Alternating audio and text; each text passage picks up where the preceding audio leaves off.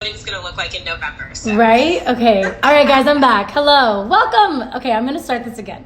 Hello and welcome to another episode of Attunement. My name is Lauren Jauregui, and we're here, and we're going to be talking about voting today. I tried to save the last video that I said a lot of really great things in, and it got deleted because that's what we're working with when we're talking about tech giants. But anyways, besides the point, today we're going to be talking to Kat Calvin from Spread the Vote. And because of technical issues that we're not going to get into, we have her via FaceTime on my mother's phone. So you have a nice little inception here of me, and then you have Kat. This is beautiful Kat. Say hi to the people, Kat. Hi, I love this solution. This is innovation right here is what this is. That's what we come with. That is what women are here to do. Femmes have solutions for things. That's what we're here for. So today we're going to be talking about the elections because it is 2020, and in the midst of all of the chaos that we are experiencing right now, it is still 2020 and it is still an election year. Ooh, and right now it's super important for us to be mindful, even just taking note right now, like put the voting aside, of who our leaders are, what are they doing, especially right now, how are they handling crisis, how are they capable of handling where we intend to move forward as a society, because things, I don't know if y'all are with me on this, but shit has kind of hit the fan a little bit. And I think it's time for us to be mindful of who we're putting into these offices and who has control of, you know, equity and the money and just ways for us and like control, power, you know. So at the end of the day, these systems are broken because they were made that way, but we have the capacity to show up as our individual selves and make a difference in, right? Strength in numbers? Yeah, Strength absolutely. in numbers. Strength in numbers. So with that said, that's my little intro. I also got my little handy dandy. I'm doing a lot of things right now that I wasn't intending. All right, so let's start off with just a basic question, right? So what advice do you have for people who are voting for the first time? Because I know a lot of you are first-time voters. A lot of you haven't even registered to vote yet. So Kat's going to get into it about how this is going to go amidst right now. Yeah, well, congratulations, A, on being a first-time voter, and B, on being a first-time voter during the apocalypse. That's a big deal. So I have a few things. First of all, it's really important to understand that voting is going to look really confusing, but it's like anything else. If you just break it down into the steps, it's not as confusing as it seems, and it is something that you are able to do, and that is really important for you to do, and we'll talk more about that. So the first thing that you have to do in every state except North Dakota, so if you're listening and you live in North Dakota, just cover your ears for a few seconds. So not North Dakota, everyone but North Dakota, for whatever reason. What the heck is up with North Dakota? Yes, I love North Dakota. North Dakota is my retirement plan. In every state except North Dakota, you have to register to vote. So you don't have to register to vote in North Dakota? You do not. You just vote? You just vote. Yep. Imagine a concept. It's fantastic. I know. It is. North Dakota, it's ahead of its times in many ways. So in order to do that, every single state has an elections website. It's usually like california.elections.gov or something, but you can Google it. You can also go to a website like vote.org. You could go to our website and you can just fill out a little form, and we're also going to give you a number you can text Lauren to later. There are a lot of different ways for you to be able to find out how to register to vote. In a lot of states, you can register online, and so it's just a simple form. All they're asking for is, they'll ask for your name, some basic information, your address, which is important because if you vote in person in most states, your polling place where you vote is going to be close to your home. So they need your address. If you don't have an address for whatever reason, that's actually okay. You can write a description of an area where you're nearby, or some other things. So if you don't have an address, you can still vote. That's really super important for our houseless population. Yes, and we work with a lot of people experiencing homelessness, and we still help them vote, regardless of whether or not they have a permanent address. So you register to vote, either by doing it online or by filling out a form and mailing it. So yes, you may have to like find a stamp and give it to a mailman or go to the post office, but you can do it. And then you're registered, and you can go online on your state's website and check to make sure. Check in a few weeks. Check, if you've been registered for a while, a few months before the election, and make sure that you're registered, that it all went through. The later that you wait to register before an election, the longer it takes, because everybody else is waiting too. So it's better to do it earlier. And then once you're registered, you will be able to vote, and you can do it in a few ways. In normal non-apocalyptic years, you could just go to your polling place, or if you live in a state or a city with early voting, you could go to a lot of different polling places, and you can just go there and fill out the ballot. We'll see what happens with that this year, and we can talk more about that. But in a lot of states, you also have an option to vote by mail. That is always how I vote, because I don't like voting with pants on. Why? I can vote in my PJs. And so you can have the ballot just sent to your house. You can fill it out. You don't need a stamp to mail it back, or you can even drop it off at a polling place on election day if you want to, and you can get your ballot that way. So yeah, really quick, I'm sorry to interrupt you, but I just want everyone who's watching right now who is a U.S. citizen and is capable of voting right now, if you have that privilege at your disposal, I really, really want you to use it, especially if you're young and you haven't registered yet. It is so easy. You do not have to leave your house. You can literally, like she just said, you can request the ballot. It'll come to you, and you don't even need a stamp. Like, that's how easy this is. You can vote in your PJs and make sure that your voice is heard. And you don't you get a sticker too if you do that? They mail you a sticker. Yep. So my voting ceremony. You still get a sticker. You still get a sticker. I always put on my really comfy PJs. I get a bottle of wine, only if you're over 21. I set up some voting guides. We'll talk a bit about those, but like from trusted sources. And then I pull out my ballot, and I just take all day. I usually have like Jurassic Park or something on in the background. And I just very comfortably vote from home and sip on some wine and go through everything and make sure that I, agree or most for. And then when I'm done, I just fold it up and I mail it out, and then I don't stand in any lines, and I don't have to, drive anywhere on election day, and it's all done. And it's just my own like wonderful election day ceremony. Yeah, you know what I also kind of like about it is you can have, like you said, your voter guides with you. So you when you see a name, you can actually research and have like an account of who this person is that you're voting for, or because I know for me, like one of the first times that I went to go vote, I was 18, and I didn't know shit was what I found out. So I went and I got this paper. I'm so excited to vote. I know exactly who I'm voting for president, right? And then I go and I'm like, oh shit, there's a lot of people that I have to vote on. There's a lot of people up for election this year. There's a lot of people that are gonna have a lot of power that are up for election this year. And so I was very distraught by that, because I was like, I didn't know this. And I felt obviously ignorant that I didn't know this. Of course, these things were going to be on the ballot, but I realized how unfamiliar I was with the people running and what those people stood for, and I had nothing at my disposal to look that up, because you're also not going to like whip out your phone in the middle of a polling area, you know what I mean? Please don't. Yeah, you're not allowed to. That's illegal too, isn't it? No, it might not be illegal, but in most states, like for instance, you can't take a selfie or things like that, and so you can't take a picture of your ballot in certain states. So it's really safest to leave your phone. Yeah, so I love that. Basically, what I'm saying is, though, I love that about the voting at home situation is that you can have your guides at your disposal, and you can make sure that you're voting for someone that you actually believe in. You know what I mean? I think that that's one of the most important things. I feel like the majority of the U.S. population has been so discouraged by, obvious corruption and fraud, you know what I mean? And so it makes it that much harder to want to even research and to want to even know these politicians, because like when we think of politicians, we don't think of leaders who help us. Like we think of like liars, like people who are puppets, people who are going up there and like, saying all this stuff just for you to care about them. They flip-flop on their issues. They are only, catering to a populace to try to get a popular vote, and that's all they care about is keeping their power.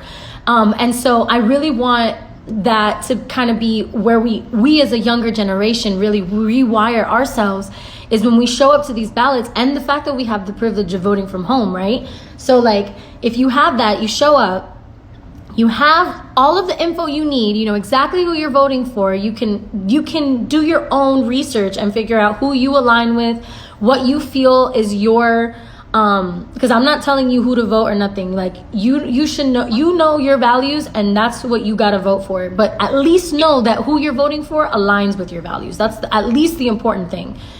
We can't just kind of be in this space where we just don't know who we're voting for and we're just putting whoever in there, because history tells us that the people who run are people who are white men, and people who do not have any interest in the people but so much as an economic interest in their own affairs. You know what I mean? Their loyalty is to their lobbyists. Their loyalty is to the people who fill their pockets, their donors. That's where their loyalty lies. And so we really need to be the generation that comes with this information and knows what we're voting, we know what we're trying to do here. We're not just trying to fill a space. We're trying to elect leaders who care about us and who are going to make a difference in our lives, in our communities. Yeah, absolutely. And I think that the other really important thing to remember is that election day is just one day of the process. Election day is when you vote someone into office who you're then going to spend every other day of the year holding accountable. 365. Hey, I voted for you. And what I care about is the environment or, education or whatever else. And I'm going to keep calling your office and writing letters and visiting on office hours. And I'm going to make sure that you know that I'm holding you accountable, right? Because if we just vote for someone every 4 years, the lobbyists are in their office every single day. With that cash money. With the cash. They're showing them really great parties and all of these things. And so it's really important for you to know voting is one day, but the political process is something that we're involved in every day. But when you vote, essentially, then you have the right to go to that person and say, I voted for you. What are you doing about these issues that I care about? What are you doing about my people? When you vote for someone, then you have the right to hold them accountable. Vite. All right, next up we got, are state and local elections important or just the presidential election? Good question. All right. I know everyone's always focused on the Iron Throne and we think the presidential election is really important. And yes. We're so used to like monarchies. Like our consciousness, like everything is like monarchical. Like we have like one person that has all the power and then everyone else is just kind of like for that person. But that's not the case, guys. We live in a democracy. We do. And that it's the media spends all of their time talking about the presidential candidate. It's the one office that represents everybody in the country, and vice president. So it makes sense. They live in a great house. But the fact is, the people who make the real decisions about your everyday life, when we're in an emergency like now and also every day, are state and local elected officials, right? When they're deciding on what's happening in your schools and your bus routes and who gets a liquor license and what does your state health insurance look like. And, there's so many issues. When they decide who gets to have fiber optic networks and who's still using dial-in or data at home, every single decision that is local to you is who you're voting for when you're voting for state and local elected officials. When you're thinking about who's being arrested, right, and who the sheriffs are and who's sitting in your county jails and your state jails, that's all local. That's all local. And so it's really important to understand not only that those elected officials matter, but that when we think about voting, we always think about, it's 66 million people or whatever are going to vote for president and my vote is only one. But when you're looking at the mayor or the city council or the sheriff, depending on the size of your town or your county, you're going to be one of a few hundred or a few thousand or, a few tens of thousands of people voting. Your vote is really going to matter. And you would be amazed by how often these elections come down to a tie. One vote. Or won by one or two votes. All of the time. The 2016 presidential election.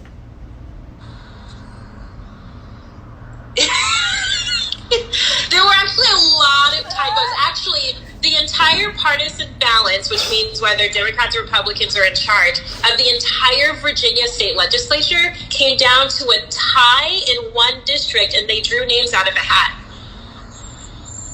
That happened in 2017. So it's that's not a Democratic guys, we're at a point where we're drawing names out of hats. It happens all over. Please show up. Or they'll roll a die, or states have all sorts of different ways and counties that they will decide on elections. So I have a headache. I have a headache from that statement. I have a headache. I have an oncoming headache. Just a bunch of like white men like rolling a dice, like, who should we elect? Like, yeah, bruh, yeah, no. That's kind of what it is. Yeah. So yeah, those local elections, they matter. The things you care about, right? I mean, if you think about where we are right now, the president is not deciding what city and states are choosing to reopen, and who's saying restaurants can be open, and who's saying that people have masks, and who's deciding whether or not people experiencing homelessness are going to have hotel rooms to sleep in or parking lots. That's local elected officials. Amen. That's mayors, that's governors, that's boards of supervisors. Those are the people who run the county. It's local officials who Amen. make those decisions. So those elections, they are critical. They couldn't be more important. Amen. And even we're seeing now, like with this whole handling of the COVID situation, like, I find that Trump likes to deflect blame often, but he specifically is deflecting blame onto state officials. And if that doesn't, like, the fact that he can, in the midst of a crisis, separate himself as the quote unquote leader and be like, well, it's up to your states to take care of you. It's the states, the states are the ones who have the power. The states are the ones. I just find it interesting that, it's all about the president and his power up until, it comes down to handling shit. Then all of a sudden it's the people's problem. And all of a sudden it's a local issue, and all of a sudden, oh, well, sorry, we're tapped out federally. It's like, yeah, because you took care of all the major corporations instead of your people. That's why you're tapped out with our tax dollars. So it's so important, because even like filling out your census, you know what I mean? Like that determines how much of the federal funds you're going to get sent to your own state for then your state officials to disperse. You know what I mean? Like essentially it's like a bank, it's like a label, it's like a whatever, it's like middlemen all the way down, trickle down economics that ends up in a space where you end up with the least, if you are the least active, if you are the least motivated, if you think that you are unimportant, that's what the system will reiterate to you, is that you are unimportant. Because if you don't register yourself, if you don't participate in a quote unquote democratic process, which I'm skeptical about anyway. I just believe there's so much corruption in the United States. And I told Kat this before we even got on the phone. I was like, I'm a skeptical ass bitch. Like, just so you know, I do not trust this government as far as I can throw them, because I don't trust liars. I don't trust liars. But that's the point, is that we need to be mindful of who we're electing. We need to educate ourselves about the process. We need to educate ourselves about what we can do, in the midst of this, like, feeling so helpless of I can't do anything, everything's out of my control, and the rich just keep getting richer and the poor just keep getting poorer, and we're just headed towards whatever we're headed towards in that kind of regard. You know what I mean?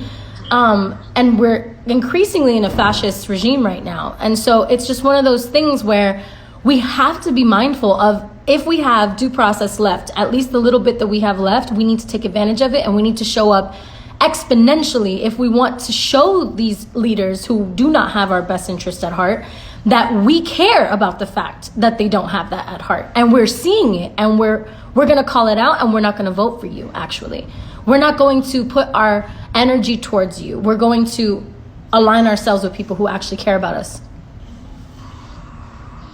Well said. I have nothing to add. Period. All right, so what will voting look like during COVID? Perfect little segue. Vote from home! It depends, on whether or not we've got a cure or a zombie apocalypse. I think it's probably going to be a zombie apocalypse. I think there are a few things. That's what it's looking like. Sure. It's pretty much rounding out to be that. Pretty much. That's right. I've been practicing. I'm ready. I think there's a few things that we know for sure. So we know for sure that there's going to be a lot more voting at home, right? And there are states like my state of California, which has already said, look, we're just going to send a ballot home to everybody.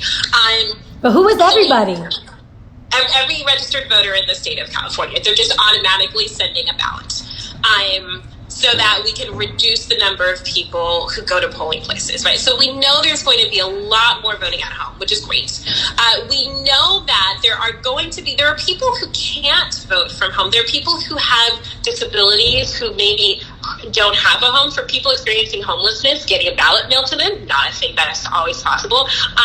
There are elderly folks, there are people for whom they have to go to polling places. And so one of the things we know is that by trying to keep as many people away from the polls as possible, then the people who absolutely have to vote in person can do so more safely. And we can also protect poll workers, who are wonderful people. My mom's always a poll worker. Volunteers, yeah, all my day, neighbors. volunteering, helping people vote, and we want to protect them as well. So we know that there will be a lot of measures to try to make sure that people who have to vote in person are safe, and that as many people as possible vote from home to keep them safe.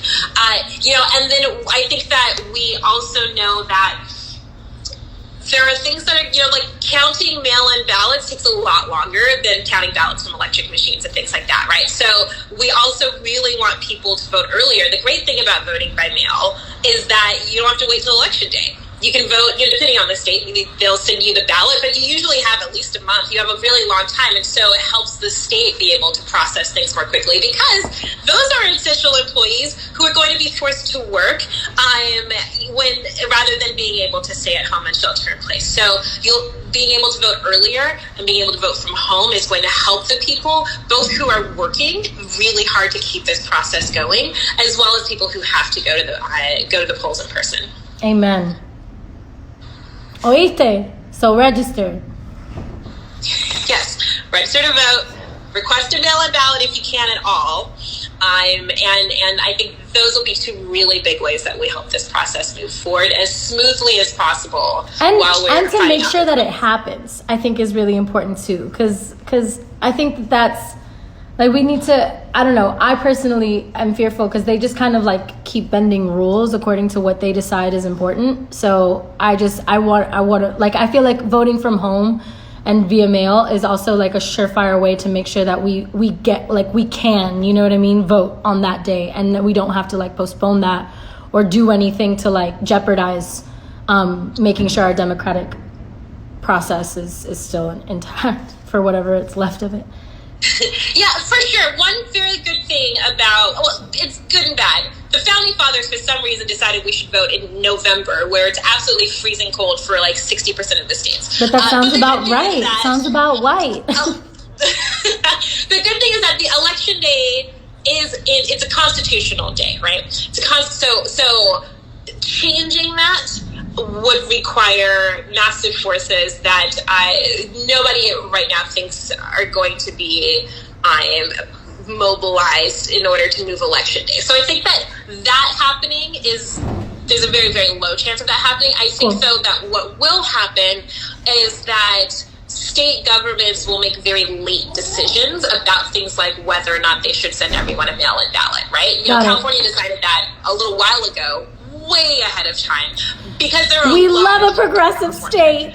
It's a progressive state, and they're also just crap ton of people, and like printing out all those things and getting them mailed is going to take a long time. Yeah. But I think, if you're waiting and you're thinking, oh, well, my state's probably going to decide to just mail all of us a ballot and then it'll just get here. Well, they may wait a really long time to decide that. Be proactive. So being proactive is going to guarantee that you get that ballot instead of, maybe your governor, and maybe your governor decides a month ahead of time, and then they get sued by the state legislature, and then they have to go to court, and then a week ahead of time the courts are like, yeah, you can send everyone a ballot, and now you've got a week. So being proactive is going to make sure that it comes, even if something else, even if your state makes a late decision.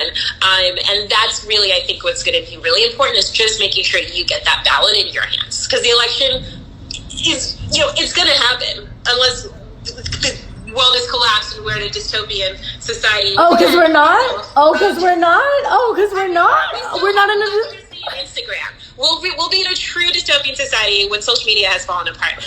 Do you think so? I don't know, man. I think that the social media, personally, I feel like the social media just kind of like puts the blanket over the wool. You know what I mean? It's like, because it's illusion. And it's the best thing I've ever done. Yo, I gave up Twitter last year and it was fantastic. I have like a new brain. It's crazy. I respect that. I have a new brain. I respect that.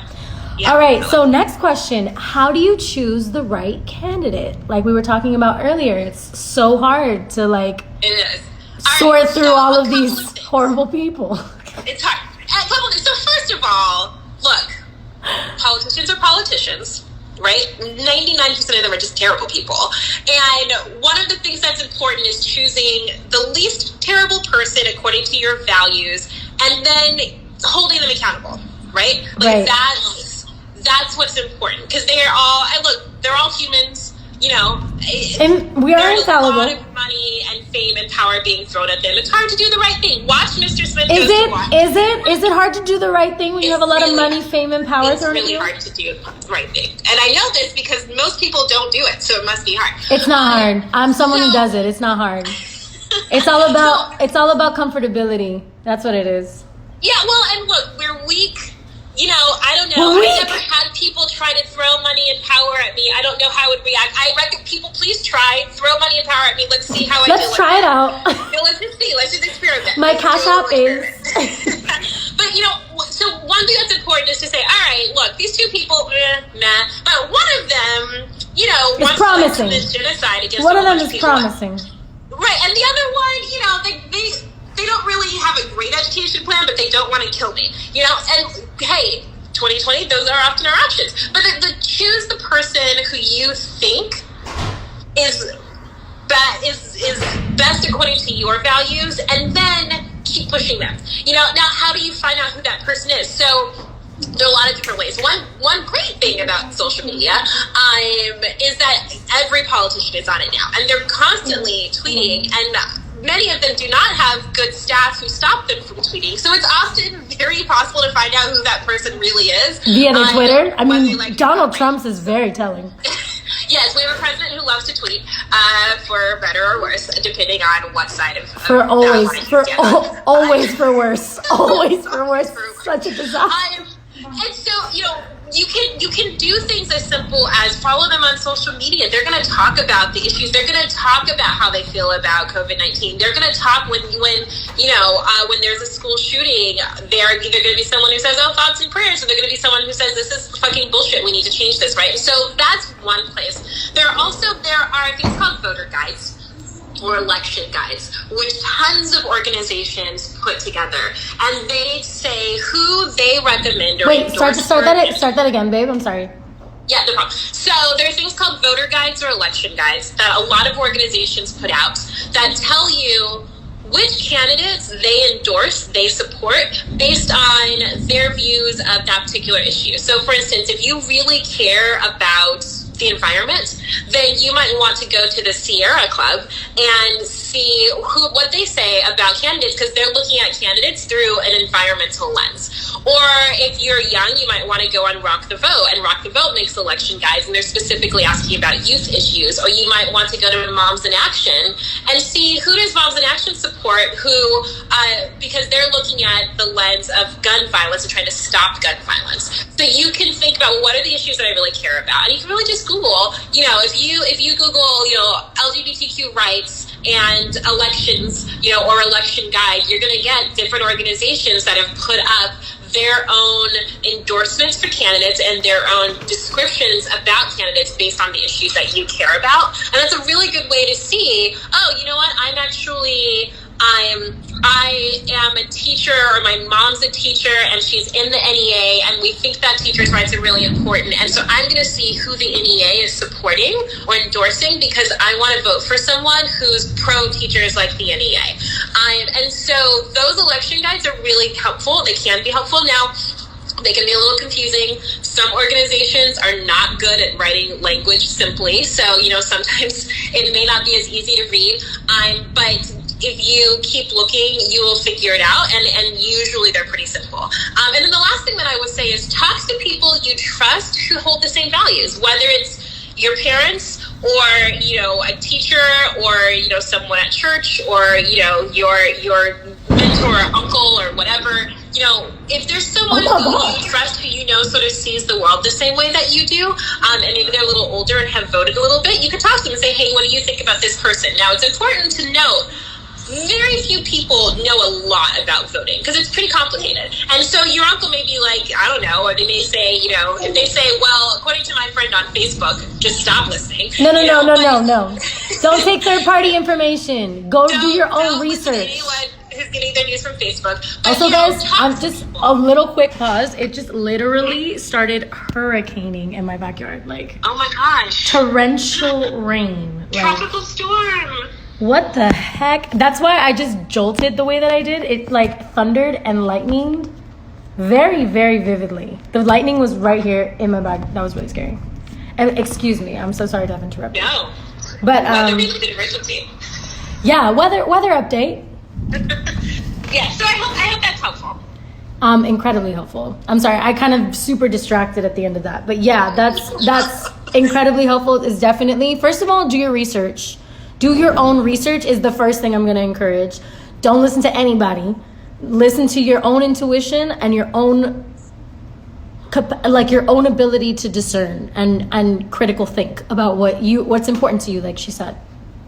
Definitely figure out what issues you're passionate about. Figure out how, like, what are the things that you care about changing or being better, like just whatever it is that you care about, like go and look that up. And then like she said, the resources. So when I post this on my IG main feed or whatever, when this is done, I'm going to put a number there that you guys can text. It's the community that app that I have for everyone in the US. It has accessibility to it.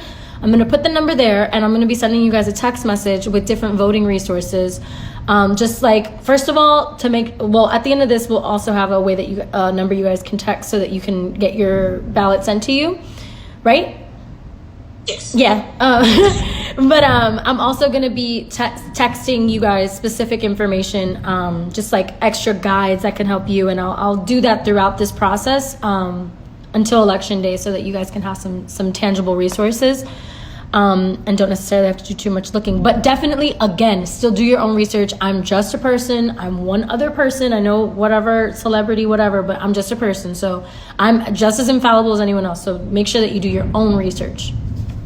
Yeah, and that's a good note. Like, Lauren is amazing, and I love her, but don't listen to celebrities, you guys, because they're first of all, a lot of them are part of the agenda. First of all, right? They don't have PhDs in political science or anything. Like many celebrities I see on the news, I'm like, you don't know what you're talking about. And you're a great actor, but like you're not an expert on nuclear non-proliferation. What are you doing? And I just totally messed up that word. So celebs are great for certain things, but you may not want to find out like all of your news from like your favorite celeb's Instagram channel. So definitely some critical thinking on your own, and then like go listen to a song or watch a movie with your favorite celeb in it, and then like research the experts when you're looking into like climate. And that's also not to deflect the fact that a lot of celebrities can go out of their way and educate themselves and have valid opinions, because we are also people that can educate ourselves and have valid opinions. Or connection. Are we back? Oh, my connection's cutting out. I hope you guys can still see me. But so yeah, not to invalidate the fact that, you know, obviously people can be educated outside and also be an artist, but like it is important again to do your own research and to find experts on topics and make sure that you deep dive and don't just take what other people say at face value. Especially not on the fucking internet, because this place is a madhouse. Anyways, let's see. Next question. How did it feel the first time you voted? Do you want to answer that question? Am I answering this question? The first time that I voted, I was a little bit of a wreck. I was very excited. Like, I felt so grown up being able to go to my precinct and like walk in. Like, I had a t-shirt on. My nipples were showing. It was great. I loved it. I loved the fact that I was doing that as I went to go vote. So I did that and I voted and I felt so American. Just kidding. I'm just kidding. It was not an American process, but I did feel powerful. I felt like, wow, my voice matters. I have a say in what happens in the world. And granted, again, the voting is a very small part. It's a one-day part of the process of having your voice heard. So I learned that very quickly as well. Yes, for sure.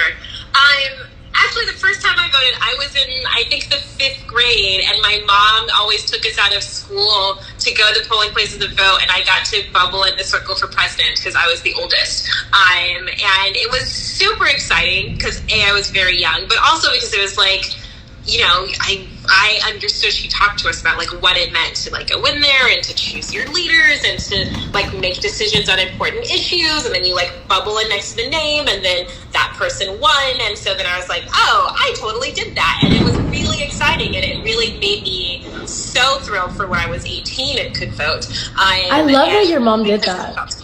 Yeah, it was really smart of her. And I now, really love that. We vote all the time. Yeah, she normalized it and she validated its importance. That's really beautiful.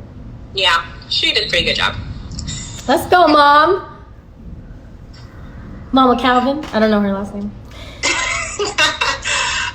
Yeah, is there another question? Yeah, next question is, how does vote by mail work and is it safe? We kind of touched upon that, but just to reiterate, I think would be important.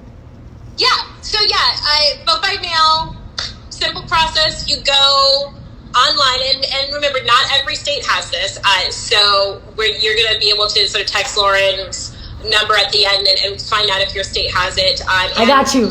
I got you. Don't have it. Will have it as the year keeps going, so pay attention. But you go online, you register to vote by mail. It's depending on the states, some you have to send in a form or whatever, but you do what you have to do. They send you a ballot, you vote, you mail it back. So it's pretty simple.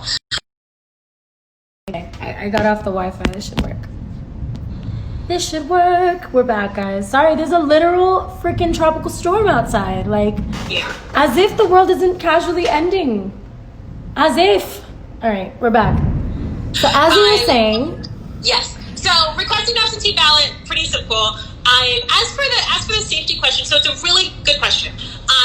There have been a lot of studies about voter fraud and whether or not they exist. And what they found is that voter fraud exists in, and I'm going to see if I get all the zeros right, 0.0000001% of all mail-in ballots that are sent in. So it is an almost non-existent issue. We have billions and billions of ballots that go out, and 491, I think is the number, have been fraudulent in some way. So as far as voter fraud, it's not a problem that we have seen in any way. We have a lot of safeguards up. It's not a massive issue. People aren't breaking into big buildings, stealing a bunch of ballots and filling them all out and then mailing them back. It's not happening. I mean, that happened in Florida, so. That did happen. There was a bitch in Florida that did that. There's a lot of shit, but it is a very small percentage of what happens. There's only a little bit of crazy people out there. Well, Florida.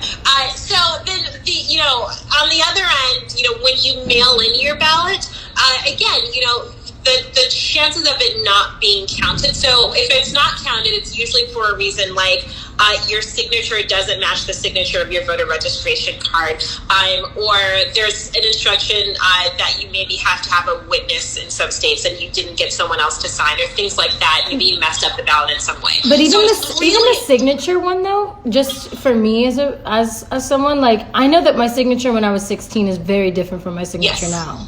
Yes, and so it's really important that you check all the rules, that you check what your voter registration, if you still have your card, or sometimes it's online, what your signature looks like, that you sort of double check those things. There is still a very low possibility of it getting thrown out, but the possibility increases if you're not looking to make sure you're following the rules. So you do want to check the mail-in ballot and maybe read the website and make sure, that you're not filling in the ballot with a purple pen if they say black or blue ink only, right? Which matters. It's like the SAT, read instructions. We love to read, right? Critical thinking, reading, we love it. Yes. Critical thinking is, I just want to plaster it on everybody's forehead in America. Please start critical thinking. But it's a lot, and you get these ballots, and there's a lot going on, and it can be really confusing. I get that, but that's another reason having it at home, being able to really calmly look at it and read the instructions carefully, Google the instructions if you need to, is going to be helpful, because that's doing those things right is going to be the best way of making sure that your vote gets counted. All right, so okay. This is a good one because this is happening in Florida, right? The last election that we had locally, we reinstated felons, formerly incarcerated people's right to vote. Mm-hmm. And obviously the government's been working double time to undo that, because that would expose first of all, it's a whole new populace basically that is allowed to vote, because a lot of people have gotten their right to vote taken away unconstitutionally, in my opinion. But so yeah, let's get into that. Are ex-felons allowed to vote? What does that look like? How do we Because here's the thing for me is like we say ex-felons, right? Or we say incarcerated people. But I just feel like in a system where we have a very well-known prison industrial complex that is racially biased, who is it really whose voice is being taken away? And how is it that that's affecting the way that leaders are elected? How is it that that's affecting the way that district attorneys are elected, that sheriff officials are elected? You know what I mean? Like, who has a say in what's happening versus who's experiencing what's happening? You know what I mean? Yeah. So I want to get into that a little bit.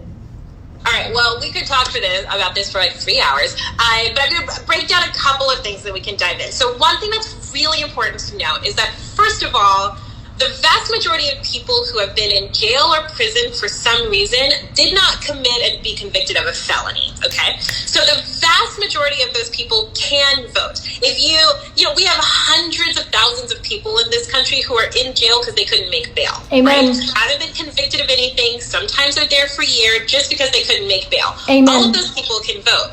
The majority of folks who have been convicted have been convicted of misdemeanors.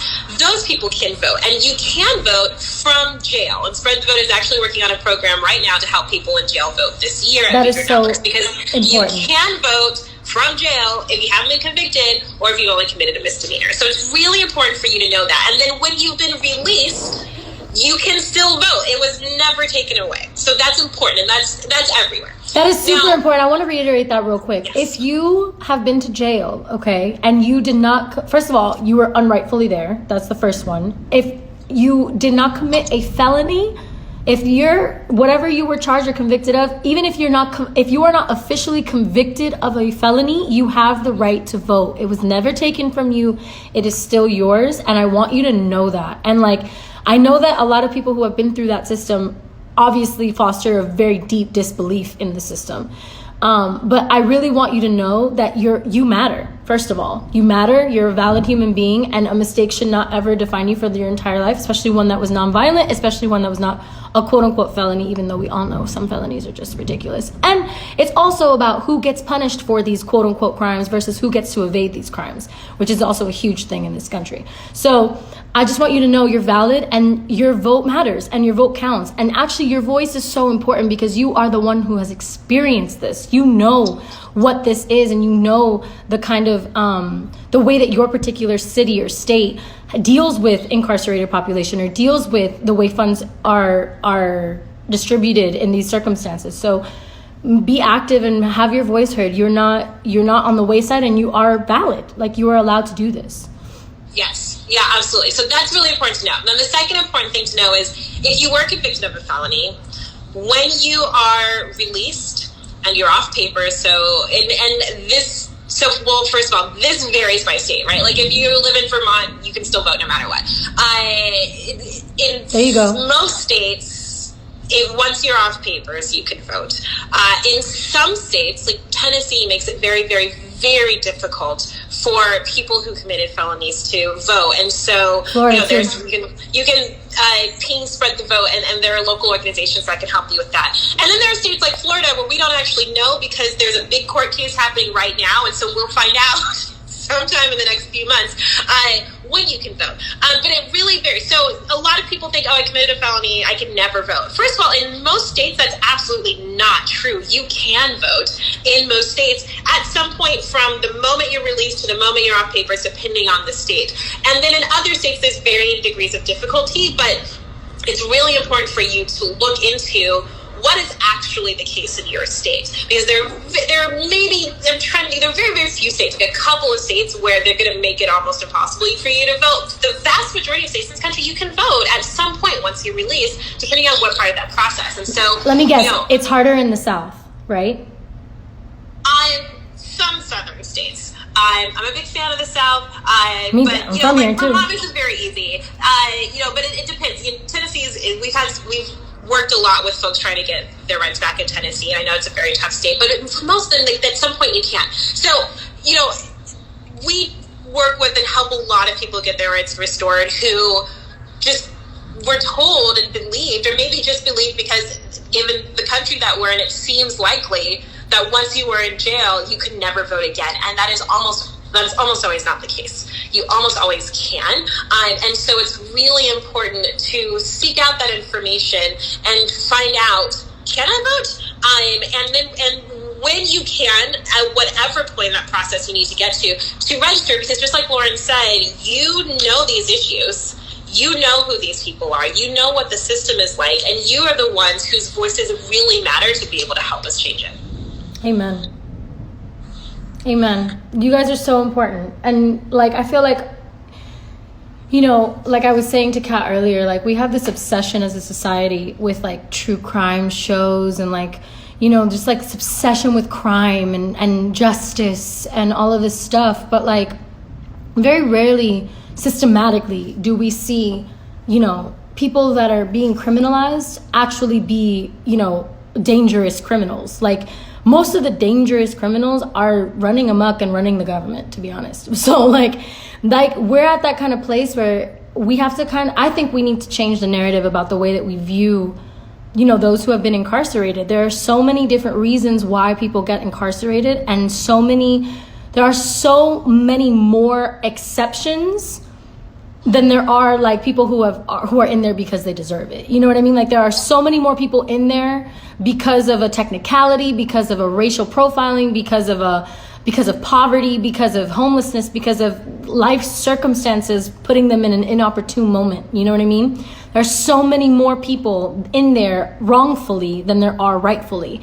And I also am a firm believer in rehabilitation. Like I just believe that we're human beings. We're going to make mistakes, especially younger kids. Like the fact that a juvenile system exists is absurd to me. Kids are going to make, and it's also very clear who is held accountable for these rule breakings and who is not held accountable for these rule breakings should also tell us a lot about these systems in general. So I think it's, again, very important, just like even us as the people who are non-incarcerated, who have not been through that experience, it's important for us, first of all, to voice our support for these people and validate their humanity, first of all, in all circumstances, because I find myself having those conversations, you know, casually and publicly, you know what I mean? Like in my own personal life with people I know and in a public life, you know, like what I'm doing right now.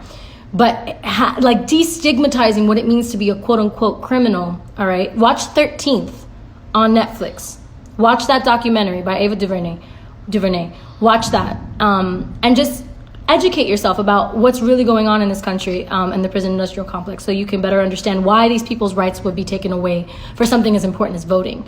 And a constitutional right as important as voting. All right. Last question. Should incarcerated people be allowed to vote? That's the last question I had. And that's we just had a dissertation on that. These are people. You know what though?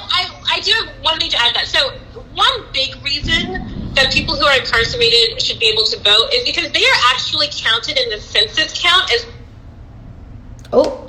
you froze up. Sorry, say that again. Wait. You froze up, Mama. Say that again. Okay.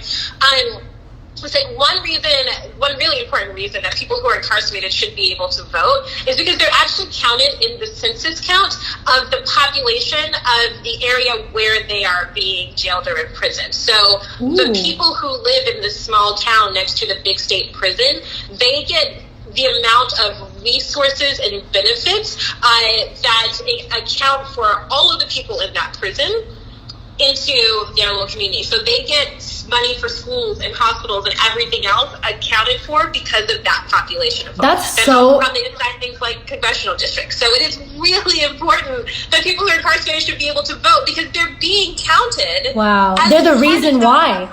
And probably in most cities where like there, you know, because like majority of like places that are like jails and prisons exist in major cities. You know what I mean? So like they either are in major cities or they're large prisons in extremely rural areas with very small towns that are getting the resources of much, much larger populations.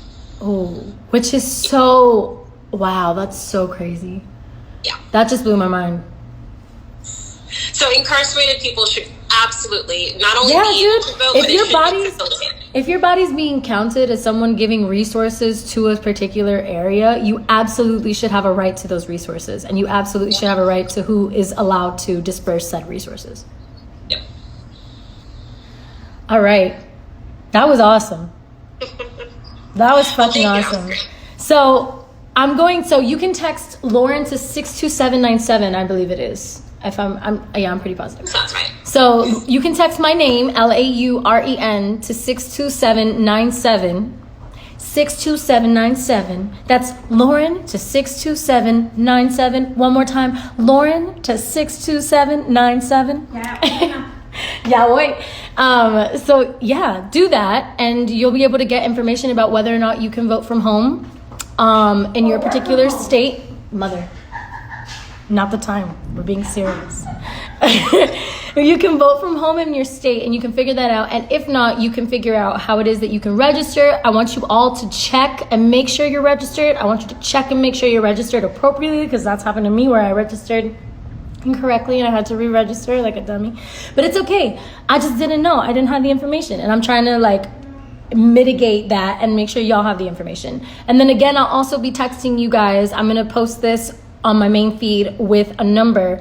That's my community, and you can text that, and I will get you guys some more resources about voting resources and who to vote for, or not who to vote for, but like just different places that you can do your own research and figuring out who the candidates are in your particular country, county, state, not country, we're the same country, my bad, in your county or state, and just making sure that you're informed about who you're voting for and have that resource.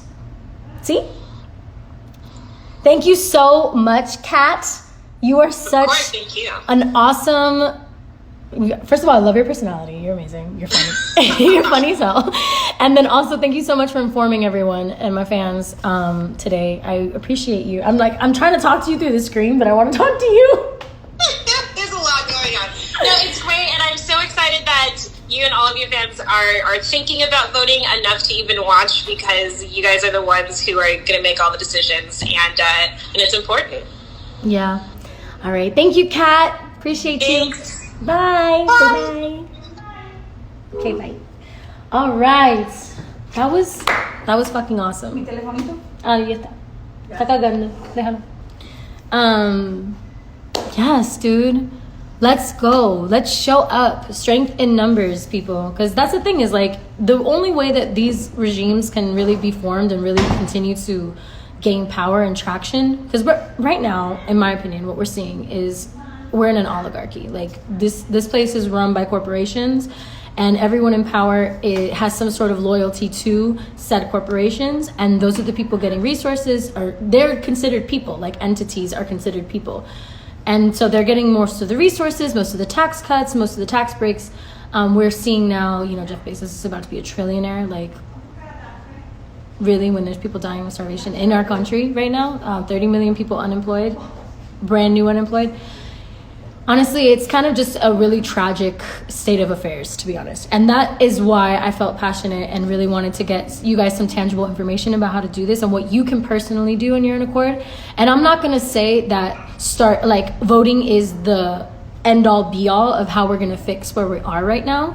I think it's one of the powers that we still have in our possession as of right now. And so I would ask that there are so many people who died for this right to vote, and so many people who have made this process, like, just salvaged whatever's left of it in order for us to be able to have the right to do this. So I really, really highly suggest and recommend just us as a people really showing up for ourselves and doing what we can. If it's corrupt, it's corrupt, but it's way harder for it to be corrupt when we all have a say, and when we all know our rights, and when we all exercise those rights, instead of just kind of writing it off as like, oh, well, that's not really anything that works for me, or I don't understand that, so I'm not trying to do that. That's not an excuse, especially right now. So I really, especially my white followers, y'all need to use your voices. Any of you who follow me, I'm assuming, resonate with me and my views. And so I need you to use that. Use your power. Use your power whenever you can, please. Especially when it comes to voting. So that's one thing. I do not think that it stops there, though. Like I said, I believe that voting is a super small part of what you can be doing to combat what's going on right now. so that you can be more informed and you can be a critical thinker. That is the most important thing right now, is for you to be a critical thinker. For you to be a critical thinker, you can not only absorb your information via Instagram, via The Daily Show, or via, whatever it is that you follow to get your information, or meme accounts, or celebrities that you think are really well educated like myself. We cannot be your primary source of information. You need to be your primary source of information. You need to be going out. You need to be making sure, you need to be researching who's writing those articles you're reading. You need to be researching who and what in your area, mutual aid funds in your area that you could be helping out right now to help people tangibly who actually need help, not corporations, but people who are literally unable to pay rent and have no idea how they're going to feed their kids, those kinds of people. We need to we really need to start having a revolution of the mind, I believe. I think it's long overdue, and in some spaces it's happening, and in a lot of spaces it isn't. And I feel like when it comes to the youth, I think that we are very well aware and we're very awake, but we very rarely know how to harness our power and use it, because we're often told that we are not powerful. I've been told that my whole fucking life, that I'm not powerful enough. I'm 23 years old, but I have been like this and like myself since I was very young. And I've always been met with doubt and suspicion and who are you to have an opinion? And we're the people, we're the people. We make up this country. We deserve, it's our futures at stake right now. It's our kids' futures at stake right now. These dinosaur old heads that are making all these crazy ass decisions and policies and just completely ignoring the needs of the people right now is where we're at. The people's needs are being ignored. The workers' needs are being ignored. The people who are deemed essential workers get a nice little billboard, but they get their wages cut, So we have to really, really, really be mindful of what's going on here and do deeper research. Again, you shouldn't even be getting your information from one source. You should be checking mad sources. Check sources that don't even align with your views, so that you can really read what people are up to, what people are thinking, what people are talking about.